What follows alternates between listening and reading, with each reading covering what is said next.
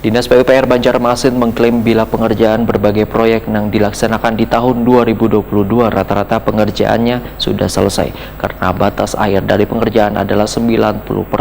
Bahkan batas tersebut sudah bisa dicapai, walaupun masih ada sebagian yang belum tercapai batas pengerjaan proyeknya, namun sangatlah kecil.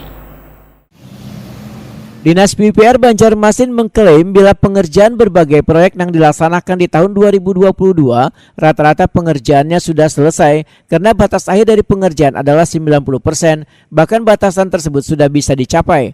Tapi dari seberatan proyek tersebut, kada seberatan yang mencapai batas pengerjaannya, tentunya masih ada sebagian yang belum tercapai batas pengerjaan proyeknya. Namun sangatlah kecil. Demikian dipadahkan Kepala Bidang Cipta Karya Dinas PUPR Banjarmasin Emil Salim, Wetakuni Prima TV jelang tengah hari Jumat 30 Desember 2022.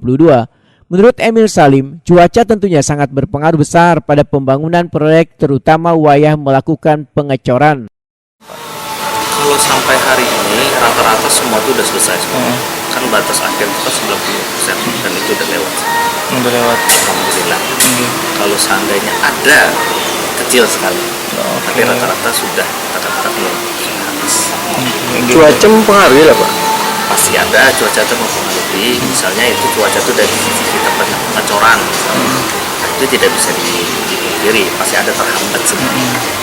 Tapi biasanya bisa kita handle, kita tutup plastik atau apa ya, kita tunggu sampai bagian atas. Emil Salim menyatakan sangat mengapresiasi saran wakil rakyat di DPRD Banjarmasin bila lelang proyek dilakukan lebih awal supaya pengerjaan kada terhambat dengan cuaca.